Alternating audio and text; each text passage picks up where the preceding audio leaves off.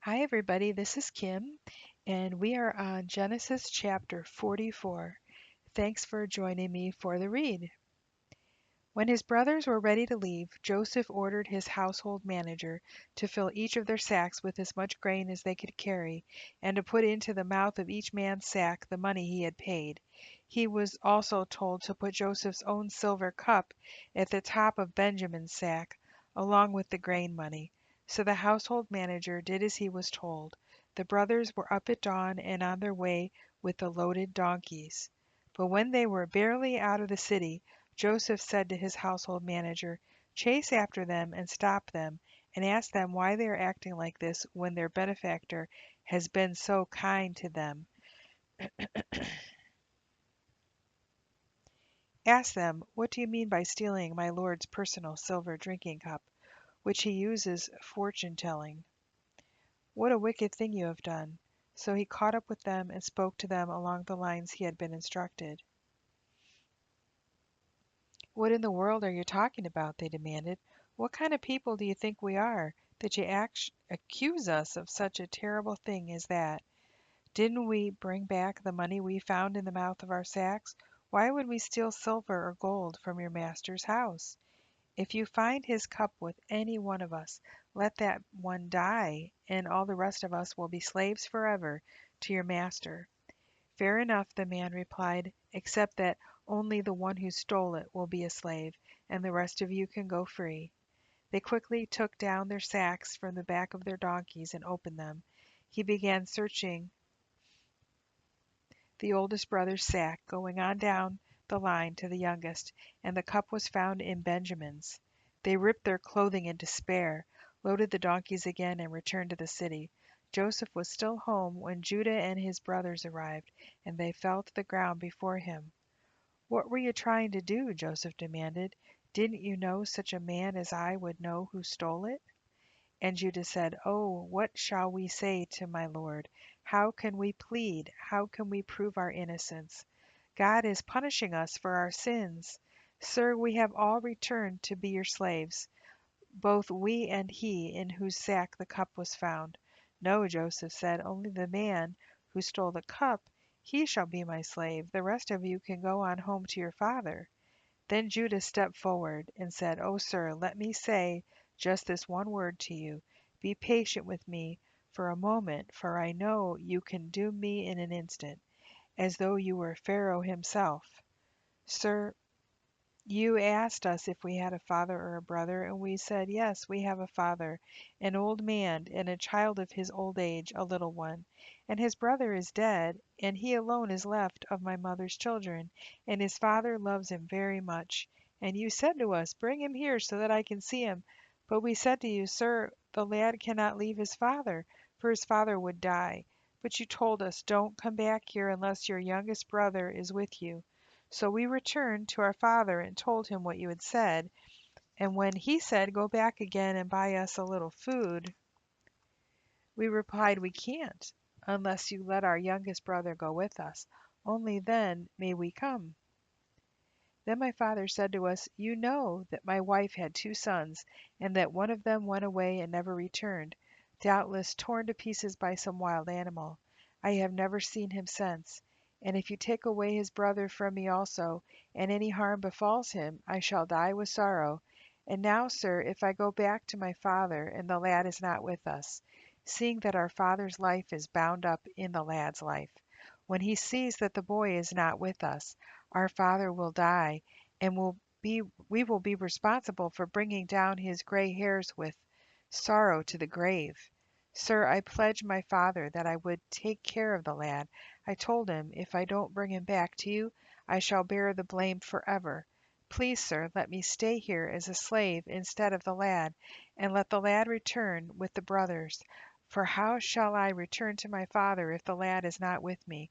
I cannot bear to see what this would do to him." Joseph could stand it no longer. "Out, all of you!" he cried out to his attendants, and he was left alone with his brothers. Then he wept aloud. His sobs could be heard throughout the palace, and the news was quickly carried to the Pharaoh's palace. "I am Joseph," he said to his brothers. "Is my father still alive?" But his brothers couldn't say a word, they were so stunned with surprise. "Come over here," he said, so that they came closer, and he said again, "I am Joseph, your brother, whom you sold into Egypt. But don't be angry with yourselves that you did this to me, for God did it. He sent me here ahead of you to preserve your lives. These 2 years of famine will grow to 7, during which there will be neither plowing nor harvest. God has sent me here to keep you and your families alive so that you will become a great nation. Yes, it was God who sent me here, not you. And he has made me a counselor to Pharaoh and manager of his entire nation, ruler of all the land of Egypt.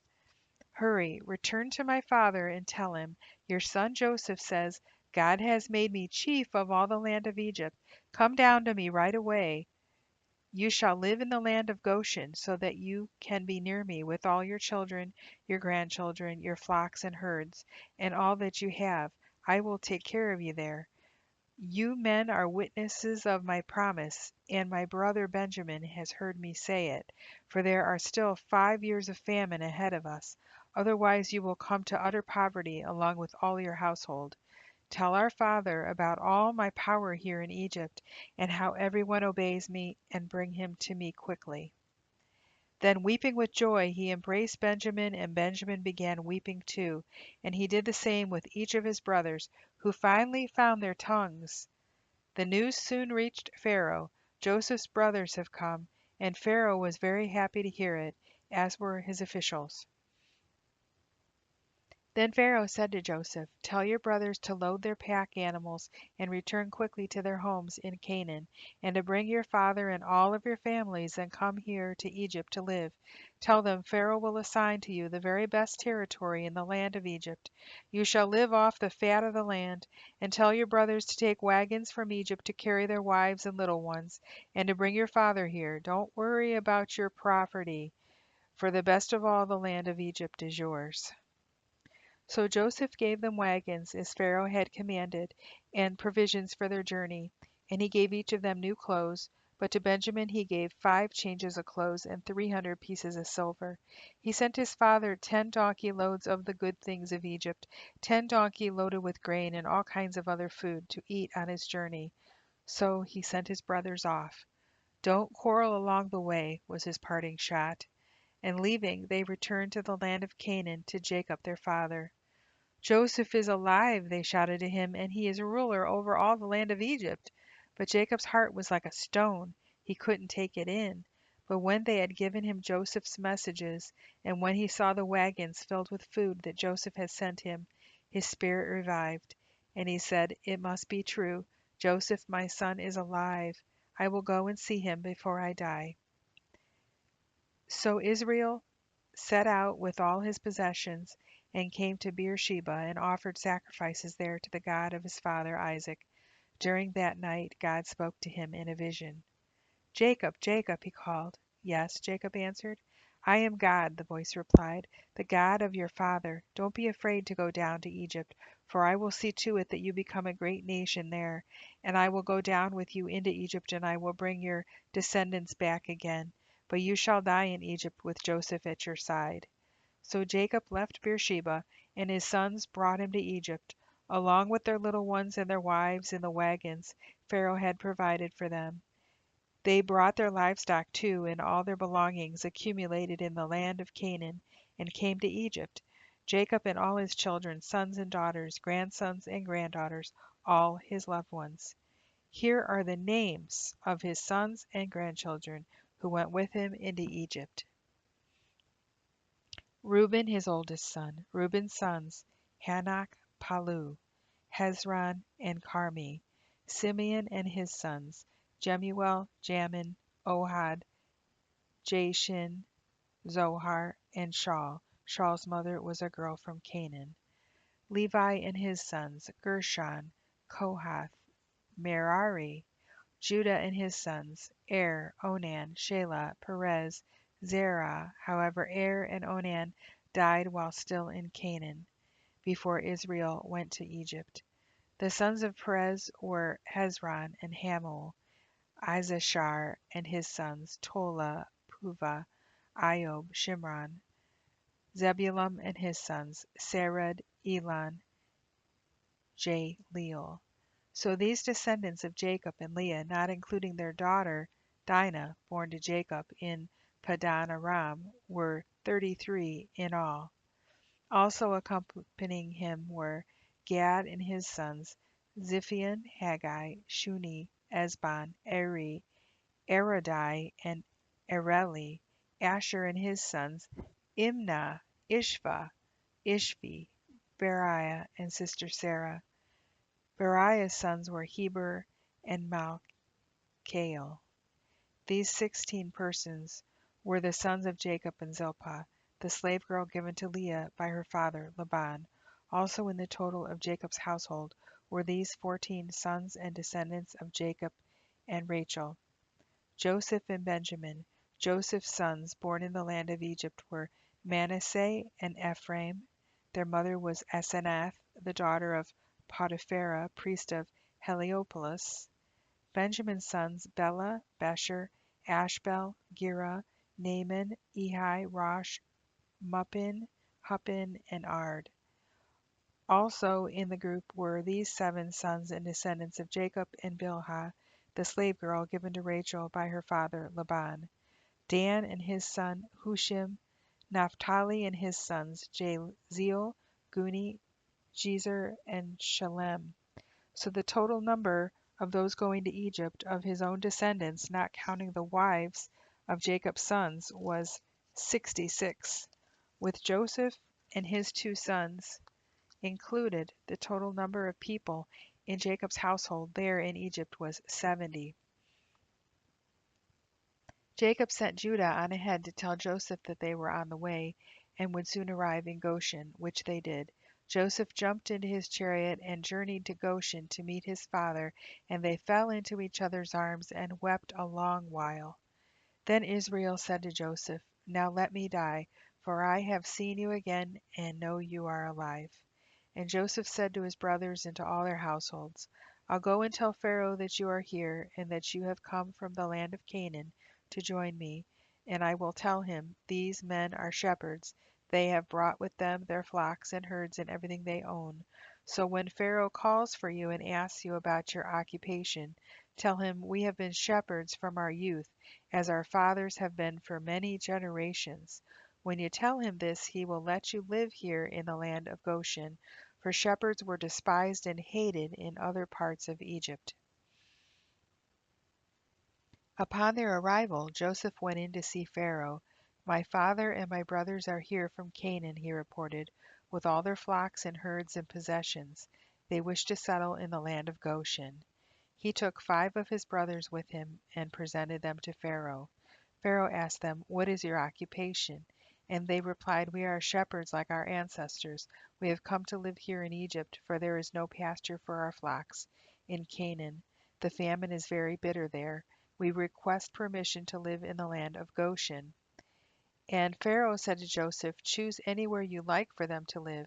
Give them the best land of Egypt. The land of Goshen will be fine, and if any of them are capable, put them in charge of my flocks too." Then Joseph brought his father Jacob to Pharaoh, and Jacob blessed Pharaoh. "How old are you?" Pharaoh asked him. Jacob replied, "I have lived 130 long, hard years, and I am not nearly as old as many of my ancestors." Then Jacob blessed Pharaoh again before he left. So Joseph assigned the best land of Egypt, the land of Rameses, to his father and brothers, just as Pharaoh had commanded, and Joseph furnished food to them in accordance with the number of their dependents. The famine became worse and worse, so that all the land of Egypt and Canaan was starving. Joseph collected all the money in Egypt and Canaan in exchange for grain, and he brought the money to Pharaoh's treasure houses. When the people were out of money, they came to Joseph crying again for food. "Our money is gone," they said, "but give us bread, for why should we die?" "Well then," Joseph replied, "give me your livestock. I will trade you food in exchange." So they brought their cattle to Joseph in exchange for food. Soon all the horses, flocks, herds, and donkeys of Egypt were in Pharaoh's possession. The next year they came again and said, "Our money is gone, and our cattle are yours." and there is nothing left but our bodies and land. Why should we die? Buy us and our land, and we will be serfs to Pharaoh. We will trade ourselves for food. Then we will live, and the land won't be abandoned." So Joseph bought all the land of Egypt for Pharaoh. All the Egyptians sold him their fields, because the famine was so severe, and the land became Pharaoh's. Thus all the people of Egypt became Pharaoh's serfs. The only land he didn't buy was that belonging to the priests, for they were assigned food from Pharaoh and didn't need to sell. Then Joseph said to the people, "See, I have bought you and your land for Pharaoh. Here is grain. Go and sow the land. And when you harvest it, a fifth of everything you get belongs to Pharaoh. Keep 4 parts for yourselves to be used for next year's seed, and as food for yourselves and for your households and little ones." "You have saved our lives," they said. "We will gladly be the serfs of Pharaoh." So Joseph made it a law throughout the land of Egypt, and it is still the law, that Pharaoh should have as his tax 20% of all the crops, except those produced on the land owned by the temples. So Israel lived in the land of Goshen in Egypt, and soon the people of Israel began to prosper, and there was a veritable population explosion among them. Jacob lived 17 years after his arrival, so that he was 147 years old at the time of his death. As the time drew near for him to die, he called for his son Joseph and said to him, "Swear to me most solemnly that you will honor this, my last request. Do not bury me in Egypt, but when I am dead, take me out of Egypt and bury me beside my ancestors." And Joseph promised, "Swear that you will do it." Jacob insisted, and Joseph did. Soon afterwards, Jacob took to his bed. And that is the end of the reading for today. I pray that you have a blessed day, and God bless you.